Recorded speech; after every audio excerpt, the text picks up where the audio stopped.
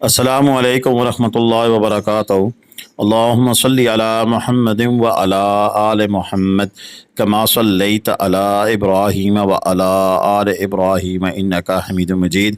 अल्लाहुम्मा बारिक अला मुहम्मदिन व अला आले मुहम्मद कमा बारकत अला इब्राहीम व अला आले इब्राहीम इन्नका हमीदुम मजीद। लातदाद दुरूद-ओ-सलाम बेशुमार दुरूद-ओ-सलाम मेरे और आपके प्यारे सोने तमन्मोने आका हज़रत मोहम्मद मुस्तफ़ा सल्लल्लाहु अलैहि व आलिहि वसल्लम पर, आपकी आल पर और आपके असाब पर। जी अज़ीज़ दोस्तों, नारान कागान की न्यूज़ हो, नारान वैली की न्यूज़ हो, बाबूसर टॉप की हो, तो यहाँ पर जब भी कोई दौरे पे आता है, सियाती दौरे पे, तो फिर झील सैफ अल मलूक की बात ना हो तो ये हो ही नहीं सकता है। पाकिस्तान बाहर से आने वाले लोग झील सैफ अल मलूक का जो हुस्न है उसको देखने के लिए आते हैं। ऐसे में जब सीज़न होता है तब तो और बात होती है। तो काफ़ी सारे दोस्तों का सवाल था कि सितंबर के महीने में झील सैफ अल मलूक का क्या हुस्न होगा, वहाँ पर कैसे मामलात होंगे। तो हमारे सब्सक्राइबर सुहेल भाई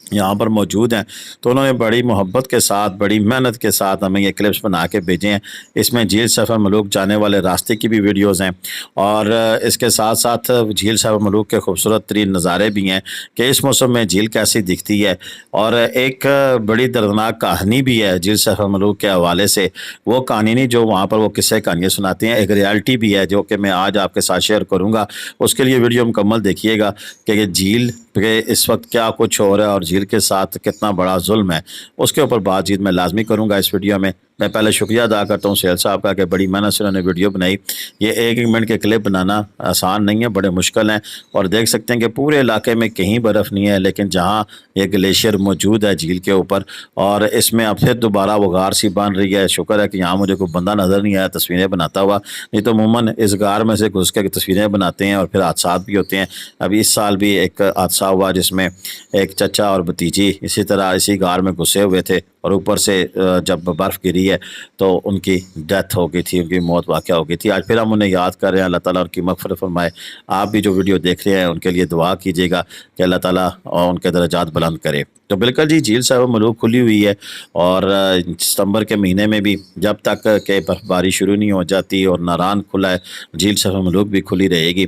और जैसे काफ़ी सारे दोस्त पूछते हैं जी क्या जीपें जा रही हैं, तो बिल्कुल ये जीप में ही जा रहे हैं। और रेट जो उनसा 4500 रुपया है, लेकिन इन दिनों में वो कुछ डील भी कर लिया करते हैं। अगर आप अपने होटल में तो कोई जीप वाला है तो उसके साथ डील करें तो डील भी शायद हो जाए। वैसे तो यूनियन होती है इनकी और यूनियन में फ़िक्स रेट होता है, उसके बगैर आप नहीं जा सकते हैं। तो वो 4500 रुपया इस साल का रेट था। अभी का मुझे एग्जैक्टली उन्होंने 600 नहीं बताया कि कितने में गए हैं, लेकिन 4500 जनरल रेट है।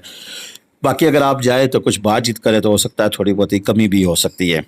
थोड़ा सा मैं रिव्यू दे देता हूँ कि झील का कितना फासला है और कितनी देर में आप पहुँच सकते हैं। लेकिन इससे पहले जिन दोस्तों ने अभी तक हमारा यूट्यूब चैनल सब्सक्राइब नहीं किया हुआ, बराए मेहरबानी हमारा चैनल सब्सक्राइब कर लें और घंटी का बटन दबाकर ऑल नोटिफिकेशन का बटन भी ऑन कर लें, ताकि आपको हमारी हर आने वाली वीडियो का मैसेज मौसूल होता रहे और फिर आप इन्हीं वीडियोज़ की रोशनी में अपना टूर प्लान कर लें। और हमारा चैनल क्यों सब्सक्राइब किया जाए, उसकी मेन वजह ये है कि हम पाकिस्तान भर के सियाती मुकाम की ताज़ा तरीन अपडेट्स आपके साथ शेयर करते हैं और फिर इन्हीं अपडेट्स की रोशनी में जब आप अपना टूर प्लान करते हैं तो फिर आपको मैं नहीं कहता हूँ कि मेरी वजह से, लेकिन फिर भी काफ़ी ज़्यादा फ़ायदा होता है और हम आपके किसी थोड़े से हिस्से में आपकी आसानियाँ पैदा करने के लिए अपना किरदार अदा कर सकते हैं और कर रहे हैं।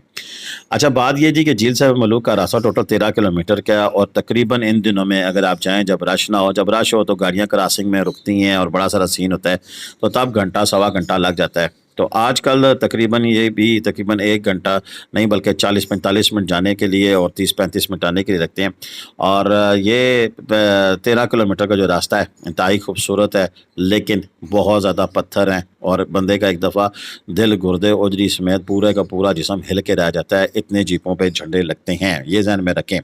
जो दोस्त भी जाएँ तो उन्हें पता होना चाहिए कि ये ना कहें कि उधर जाके पछताएँ कि अब क्या हो कि मैं इस दफ़ा आया हूँ, आइंदा ज़िंदगी में कभी नहीं होगा। ये अक्सर लोगों को मैंने कहते हुए सुने।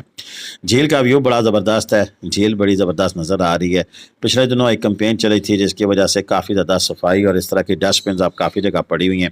आपसे भी मेरी दरख्वास्त है कि यार खुदा के लिए पाकिस्तान में किसी भी सियाती मुकाम पे जाएं तो अपने साथ वेस्ट मटेरियल के लिए अपने साथ आप रैपिंग बैग रख के लेके जाएं और जितने भी आपका कचरा हो, आपका से मुराद जितना भी आपका इस्तेमाल शुदा कचरा हो जिसमें छिलके हैं फ्रूट्स वगैरह के और या फिर आपके जो रैपर होते हैं जो खाने पीने की अशिया के, वो सारे ایک جگہ پہ ڈالیں اور پھر اس طرح کہ کسی بھی ڈسٹ بن میں ڈال دیں تو آپ کی بڑی مہربانی ہے، نوازش ہوگی، اور آپ کا کردار کسی بھی ساتھی مقام کو صاف ستھرا رکھنے میں جو انڈیویجول کردار ہے وہی مل کے پھر ایک بے نسل قوم ایک سامنے آتا ہے، اور پھر اسی طرح ہماری کامیابی ہوگی جب ہمیں ان چیزوں کا ادراک ہو جائے گا کہ یہ جگہ ہماری ہے، یہ وطن ہمارا ہے، یہ خوبصورت ترین جو سیاحتی مقامات ہیں خود ہمارے اور ہم مالک ہیں۔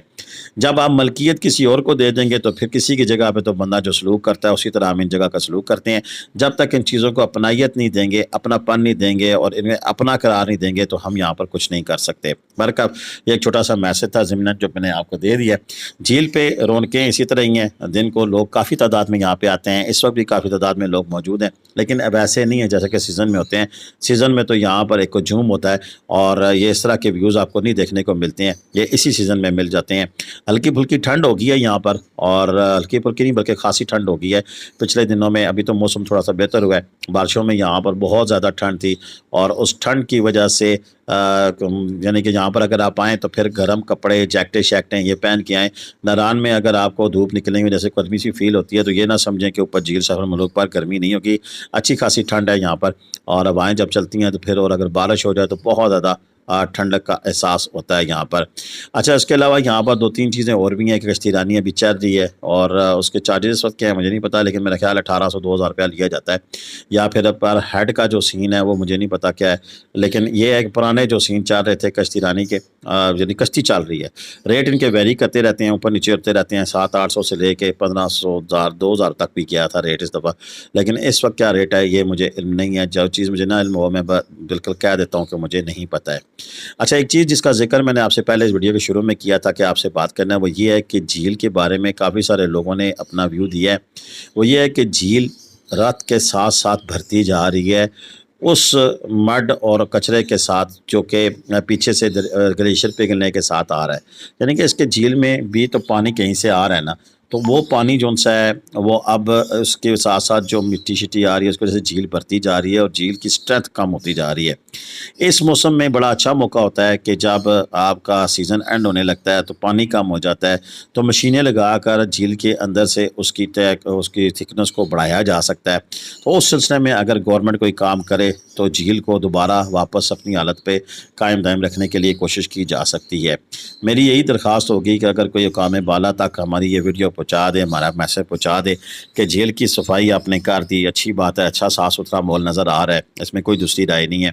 اور لیکن جھیل کی اوپر بھی توجہ دی جائے کہ اب جھیل کی ملکیت اب مجھے نہیں پتا فارسٹ والوں کی ہے یا کاغان ڈیولپمنٹ اتھارٹی کی ہے، جس کا بھی کام ہے آپ ترجیحاً بناتوں پر اس کا یہ موقع ہے، یہ آگے 1 مہینہ پورا پڑا ہوا ہے، اس میں اس کے اوپر کام کیا جائے اور اس کی بیچ میں سے جو مٹی شٹی ہے یا جو بھی اس کے اندر ریت وغیرہ اس کو نکالا جائے تاکہ جھیل کی جو سطح ہے وہ دوبارہ نیچے ہو جائے، کیونکہ یہ وقت کے ساتھ ساتھ پھر یہ بڑا ایک اثاثہ ہے اور ایک خوبصورت ایک ایسی جگہ ہے کہ جس کو دیکھنے کے لیے نہ صرف پاکستان سے بلکہ دنیا بھر سے لوگ آتے ہیں، اور یہ ایک ہمارے لیے ایک ہیریٹیج ہے اور ہمارا ایک ایسی جگہ جس کو دیکھنے کے لیے پھر لوگ ترستے ہیں۔ تو یہ وقت کے ساتھ ساتھ اگر اس کی جو خوبصورتی ہے وہ ماند پڑ گئی تو پھر اس کا کوئی فائدہ نہیں رہے گا۔ آج کی ویڈیو اتنی تھی، مجھے اجازت دیں۔ پاکستان زندہ آباد، پاکستان پائندہ آباد، جیتے رہے، خوش رہے، آباد رہے، اپنی دعاؤں میں لازمی یاد رکھیے گا۔ اللہ حافظ۔